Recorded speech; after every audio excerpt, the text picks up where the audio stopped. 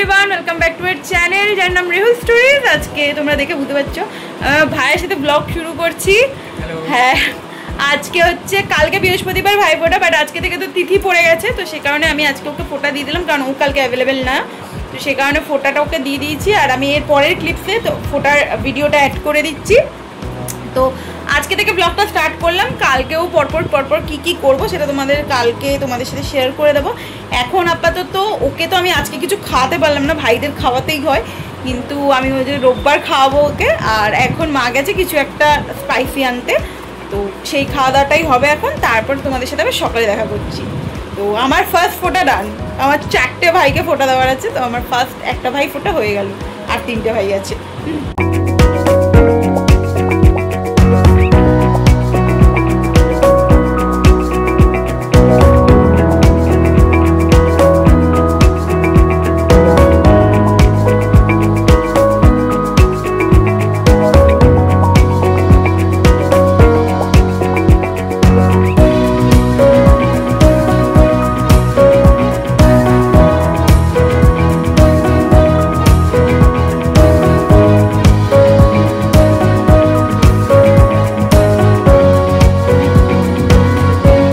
মা এখানে নিচে খাবার আনতে গেছিল, কিন্তু কোনো খাবারই পায়নি, তাই জন্য আজকে মা অন্নকূটের যে ভোগ হয় আজকে বাসনাকালবিতে দেওয়া হয়েছিল, সেটাই আমি আর ভাই মিলে খাচ্ছি।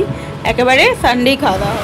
গুড মর্নিং এভরিওয়ান, কালকের পর ভিডিওটা আর কন্টিনিউ করা হয়নি, তো এখন আমি আর মা রেডি হয়ে নিয়েছি। আর একটু আগে কোকোকেও ফোঁটা দিয়েছি, সেই ক্লিপসটা অ্যাড করে দিলাম, জাস্ট তোমাদের সাথে মা কীরকম তুলেছে আমি জানি না, আমি এখনও দেখিনি নিচে।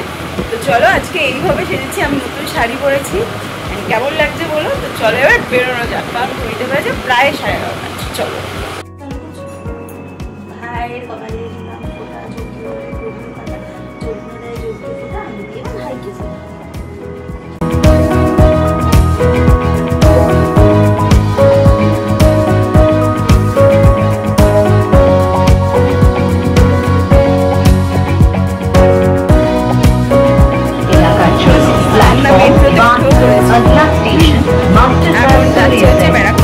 রাহুল বলছে আমরা নাকি লেডি ভিড় পাবো, তো দেখা যাক। রাহুল যেতে না, আমি বলছি আমরা লেডি ভিড় করলে কোনো ভিড় পাবো না, তো দেখা যাক কে পারি। ঠিক ঠিক, তো চলো বেরিয়ে তো পড়েছি, এবার সাথে সাথে যাই। দমদমে এসে এখন আমরা টিকিট কেটেও নিয়েছি, অ্যান্ড এখন ওয়েট করছি 12:32 আমাদের নৈহাটি লোকাল আছে, তো ওটা অ্যানাউন্স করলে আমরা প্ল্যাটফর্মে উঠে যাবো। আশা করছি 1 নম্বর প্ল্যাটফর্মেই দেবে।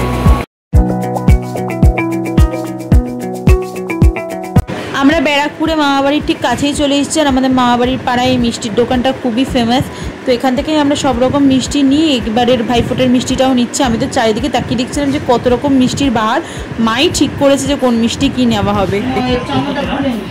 আমরা মামাবাড়িতে এসেও গেছি, অ্যান্ড এখন ভাইফোঁটা দেবো। ওকে আগে ফোঁটা দিয়ে রেডি হয়ে গেছে, ওকে আগে ফোঁটা দিয়ে তারপর আবার ওই বড় মাসির বাড়িতে যাবো, বাবু দাদাকেও ফোঁটা দিয়ে আসবো, তারপর ওপরে যাবো। তো পরপর এবার ফোঁটা শুধু দিয়ে দেবো, কারণ দুপুর হয়ে গেছে, তাদের ফোঁটাটা শেষ করতে হবে, তাহলে সবাই খেতেও পাবে। মা বাড়িতে আসার সময় মা শুধু দুব্বোটা নিয়ে এসেছিলো এখানে ছোটো মামির থেকে। এখন আমরা চন্দন আর ধান এগুলো নিচ্ছি। আমার সেই ছোটোবেলার কথা মনে পড়ে যাচ্ছে, যখন মা বড় মাসিরা সবাই আমাদের ফোঁটার জিনিসগুলো রেডি করে দিত, আর আমি শুধু রেডি থাকতাম যে আমি কখন 3 ভাইকে বসিয়ে ফোঁটাটা দেবো।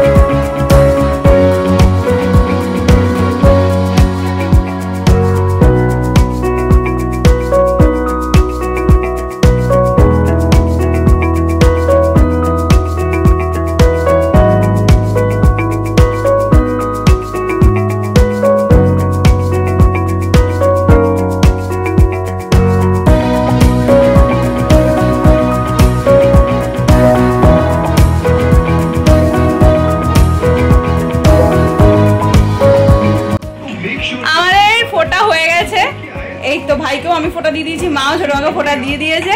অ্যান্ড এই তো ছোট ভাই সেলফি তুলবো। এখন আমরা ওপরে চলে এসেছি বড় মামার ঘরে। এখন মা এবার বড় মামাকে ফোঁটা দেবে, তারপর আমি ভাইকে ফোঁটা দেবো। ওই যে ওইদিকে হচ্ছে ওই যে সবাই ওরা গোছাচ্ছে, এখানে বোনও আছে। তো এবার আমরা ফোঁটাটা দিয়ে দেবো।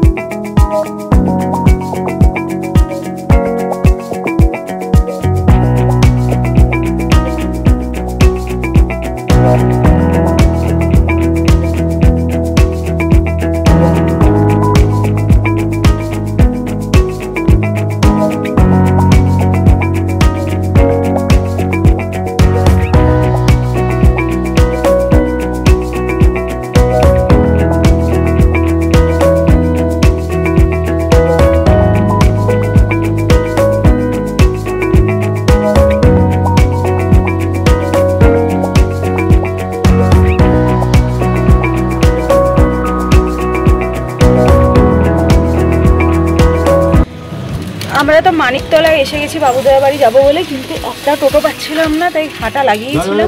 তাও ভাগ্য ভালো একটা টোটো পেয়ে গেছি। এখন টোটো করে যাবো হচ্ছে বাবুদের বাড়িতে। এটাই আমার শেষ ফোঁটা, মায়ের ফোঁটা হয়ে গেছে। বাবুদেরকে ফোঁটা দিলে আমারও ফোঁটা এবছরের মধ্যে কমপ্লিট। তো চলো তাড়াতাড়ি যাই বাবুদের বাড়িতে, কারণ দুপুর হয়েছে অনেকটাই।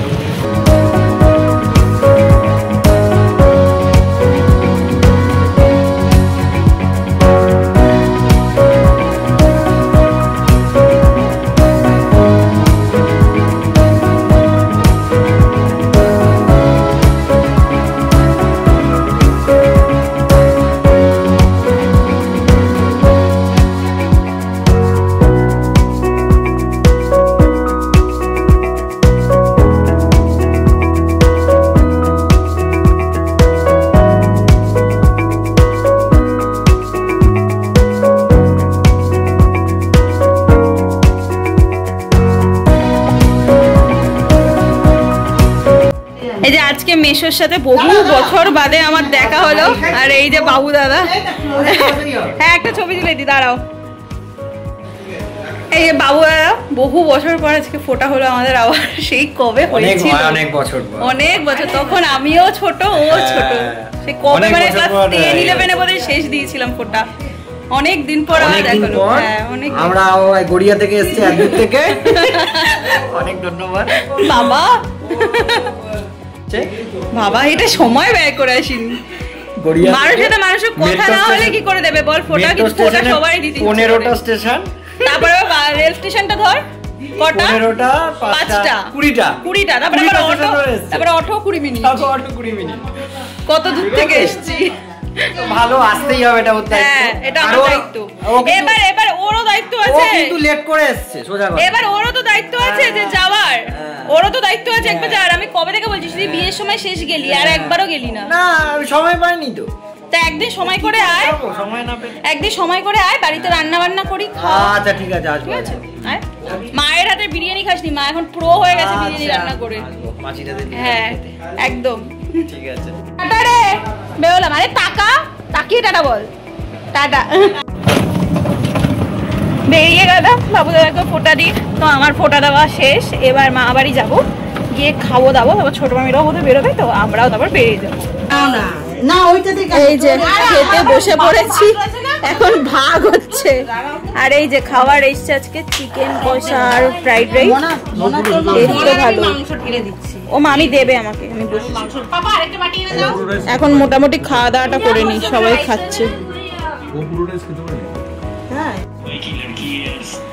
ড্রেস পরে নিয়েছি, খাওয়া দাওয়া করে একটু বসলাম, সবার সাথে কথা বললাম, পরে ঠরে ড্রেসও পরে নিয়েছি। ছোটো মামিরাও বেরোবে, ছোটো মামিরা তো যাবে নৈহাটি আজকে ঠাকুর দেখতে। আমাকেও বলছিল যেতে বড় মা দর্শনের জন্য, কিন্তু আমি জানো তো আজকে এখন 6টা বাজে, তো আমি গেলে আবার ফিরতে ফিরতে সে রাত 10টা 10:30 বেজেই যাবে।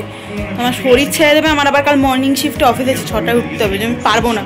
তো এইবারটা ছেড়ে দিলাম। ছোটো মামি পরের বার যখন এমনি একটু বড় মার কাছে যাবে, তখন অবশ্যই একবার যাব, ইচ্ছা আছে। অ্যান্ড মা এখন গেছে একটু ওপরে বড় মামাদের সাথে দেখা করতে, অ্যান্ড এলে আমরা বেরিয়ে যাব। ও তার আগে মানে আমার মামা বাড়ির পাড়ার ঠাকুরটা দেখে যাবো, সেটা তোমাদের সাথে শেয়ার করছি। কালী পুজোর সময় রাস্তা দিয়ে হাঁটতেও কত ভালো লাগে। আর আমার তো এখানে খুবই নস্টালজিক লাগছে, কারণ ছোটোবেলায় আগে আমরা কালী পুজোটা মামা বাড়িতে কাটাতাম, এই রাস্তাগুলো ধরে পুরো দৌড়াতাম আমি, শুভদাদা, বাবুদাদা, খুব মজা করতাম সেই দিনগুলো। তো চলো ঠাকুরটা দেখি, বহু বছর পরে আমি আবার এই পাড়ার ঠাকুর দেখতে এসেছি। ভিডিওটার মধ্যে খুব বাজে একটা সাউন্ড এসে গেছে বলে আমি আর ভিডিওর অডিওটা রাখিনি। এটা হচ্ছে আমার মা বাড়ির পাড়ার কালী মা মণ্ডপ থেকে আমাদের বাড়ির দূরত্ব 7 থেকে 8 পাই হবে, তার বেশি হবে না। এখানে বাড়ি আসছে দেখি ছোটো মামিরা একদম দরজার সামনে দাঁড়িয়েই আছে। আমি আসার পর একবার ছোটো মামি বলছে যে কী রে তুই কি যাবি, একবার ভেবে বল। বললাম না না আমি আর এবছর যাবো না, তুমি চলে যাও, একবারে পরেই আমি বড় মার দর্শন করে আসবো। তাই ছোটো মামি বললো তাহলে তোরা একটু বস, এখনই কি বেরোবি, সবাই তো সন্ধ্যে সন্ধ্যে না, হ্যাঁ একটু বসবো তারপর বেরিয়ে যাবো। তো ছোটো মামিরা বেরিয়ে গেল। তাই আর এখানে এখন মা ছোটো মামার সাথে একটু গল্প করছে। আরে বলো না, আমার ছোটো মামা, আমার মা, বাবা সবাই একই রোগে ভুগছে, ফ্রোজেন শোল্ডার। মা তো অনেকটা সারিয়ে ফেলেছে, বাবা অনেকটা, বাট ছোটো মামা এবছর খুবই কষ্ট পাচ্ছে ফ্রোজেন শোল্ডারে। তাই মা বলছিল যে কোন কোন ব্যায়ামগুলো করে মা রিলিফ পেয়েছে। আর এটা তো একদিনের প্রসেস না, বেশ কিছু মাস এই কষ্টটায় মামা ভুগবে। বাজে এখন প্রায় সন্ধ্যে 7টা, আমরা বেরিয়ে গেলাম। ছোটো মামিরা তো অনেকটা আগেই বেরিয়ে গেছে। ছোটো মামা এখন সামনে যাচ্ছে, আমাদেরকে অটোতে তুলে দেবে।